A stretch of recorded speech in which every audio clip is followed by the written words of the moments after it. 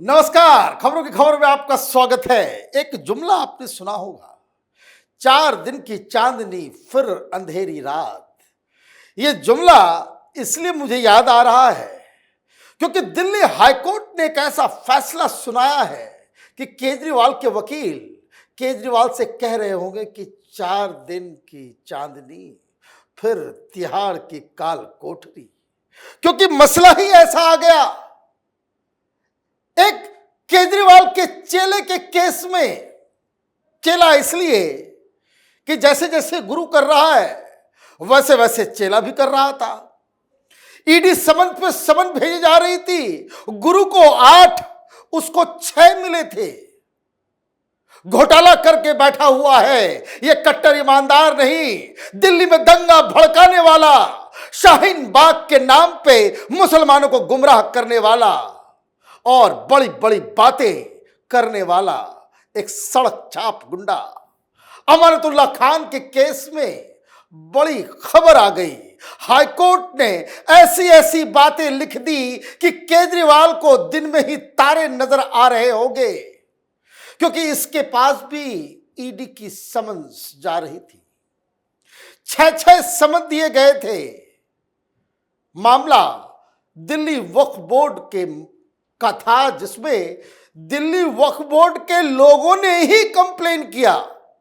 यह नहीं कि बीजेपी कर रही है। वक्फ बोर्ड में मौजूद मौलवी मौलानाओं ने ही कंप्लेन किया कि ये तो गुंडागर्दी करता ही करता है, ये लूट भी मचा रहा है। और जब इन्वेस्टिगेशन हुआ तो मालूम चला वक्फ की जमीन बेच रहा है, तो पैसे के धंधा कर रहा है, तरह तरह की चीजें। ईडी पीछे लग गई, समन्स भेज रही है ईडी, तो ये कह रहा है कि भाई हम तो एमएलए हैं, क्षेत्र में काम है। जैसे केजरीवाल बहाने बनाता है कि मुझे विपासना करने जाना है, मुझे इलेक्शन कैंपेन करने जाना है, मुझे बजट पेश करना है, मेरे खिलाफ ये अविश्वास प्रस्ताव, बहानेबाजी कर रहा था। और उसके बाद इसने दरवाजा खटखटाया कोर्ट का, एंटीसिपेटरी बेल, मतलब कि पहले ही बेल ले लो कि ताकि ईडी उसे गिरफ्तार ना कर सके। हाईकोर्ट में मसला गया। हाईकोर्ट ने इसके बेल प्ली को रिजेक्ट कर दिया। मतलब गुरु से पहले चेले का नंबर आ गया। 1-2 दिन के अंदर खबर आ जाएगी, अमानतुल्लाह खान अपने पुराने बॉसेस संजय सिंह, मनीष सिसोदिया, विजय नायर, सत्येंद्र जैन के साथ तिहाड़ में बंद है। हम लोग तो सोच रहे थे कि 4-4 होंगे। लगता है होली ये 5 लोग मिलकर मनाएंगे। रमजान का महीना है, अमानतुल्लाह के लिए ज्यादा कष्ट भी नहीं होगा। वहां कायदे से जो है वो अपना रोजा अफ्तार जो है जेल के अंदर कर सकेगा, क्योंकि कोर्ट ने अमानतुल्लाह खान के केस में जो बातें लिख दी वही तो 16 तारीख को होना है। दिल्ली हाईकोर्ट का फैसला रॉज एवेन्यू कोर्ट नजरअंदाज नहीं कर सकता, क्योंकि हाईकोर्ट और सुप्रीम कोर्ट के फैसले वो एग्जाम्पल बन जाते हैं। मामला बहुत ही सिमिलर है, इसलिए जजेस ने क्या क्या कहा वो जानना और समझना जरूरी है। और क्यों एक एक शब्द अमानतुल्लाह खान के केस में कोर्ट में जज साहब के द्वारा कहा गया वो केजरीवाल को कान में गूंज की तरह सुनाई दे रहा होगा। क्या कहा कोर्ट ने अपने ऑर्डर में? एन एमएलए और a public figure is not above the law of the land, not responding to summons issued by an investigating agency amounts to non-cooperation with the probe, said the Delhi High Court. Amanatullah Khan was presented with 6 opportunities by the investigating agency to join the investigation and submit relevant details, but the applicant Khan refused to join the process of investigation.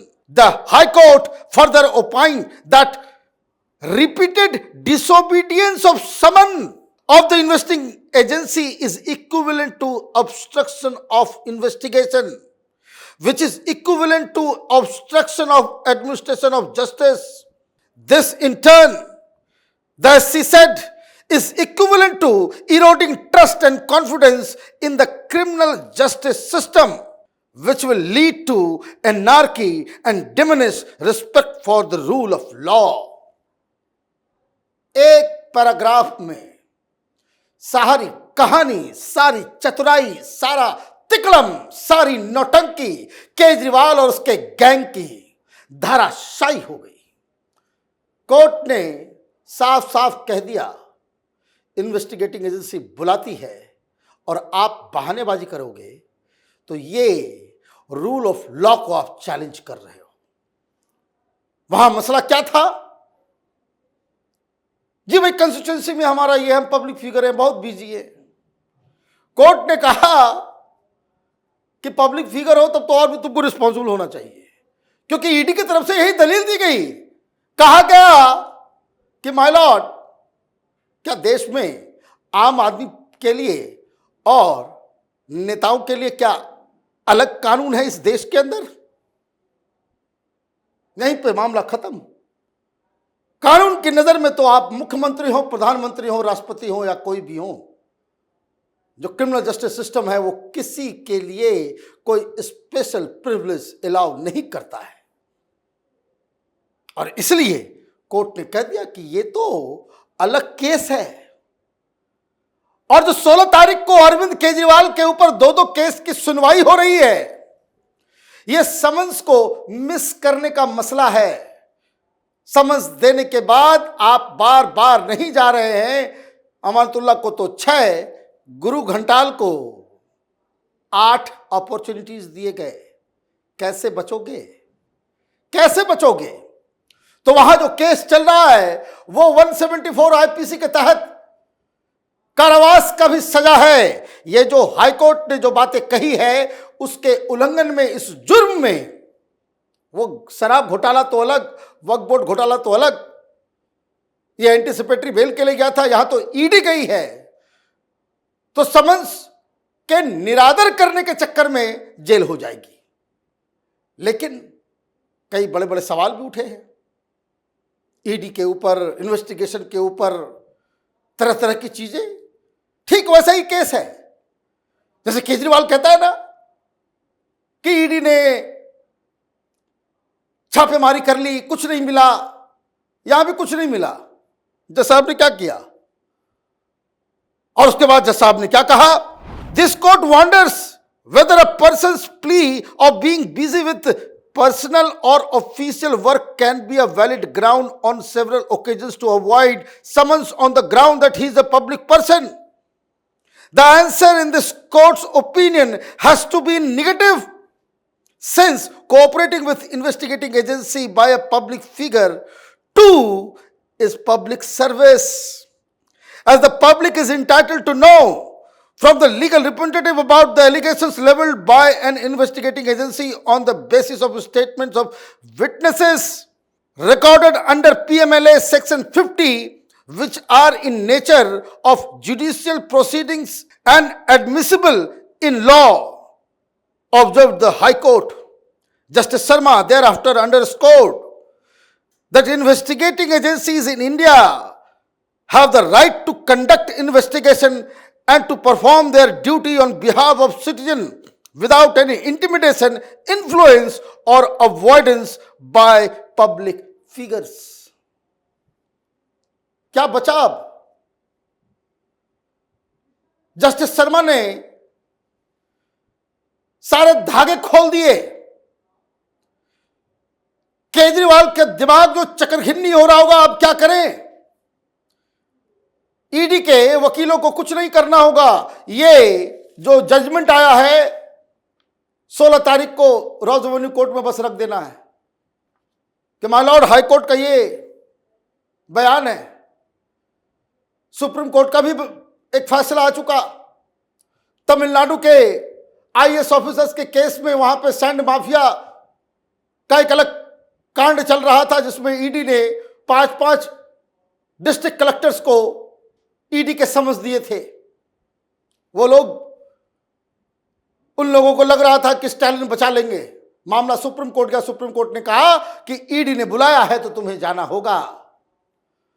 अब तो इसको jail जाना होगा, अमानतुल्लाह को। ये बड़ी बड़ी बातें करता था कि हम लोगों ने 250 साल इस देश के ऊपर शासन किया है, अपने आप को मुगल बादशाह समझता है। आज सारी हेकड़ी निकल गई और केजरीवाल के लिए भी मुसीबत बन गई है। आगे हाईकोर्ट ने क्या कहा? The high court further highlighted that a suspected accused against whom an offense is alleged has the right against arbitrary detention or arrest to be informed of specific offense he is accused of at appropriate stage of investigation. Presumption of innocence till held guilty, etc. However, an attempt to ensure that fundamental rights remain available to such a person does not mean that the state's right to investigate an offense has to be sacrificed, which is for the larger interest of the country, state or community, noted the SC. ये कह रहे हैं ना बार बार कि हमें बताया नहीं जाता, हमें ये नहीं किया जाता, हमें जबरदस्ती गिरफ्तार किया जा रहा है।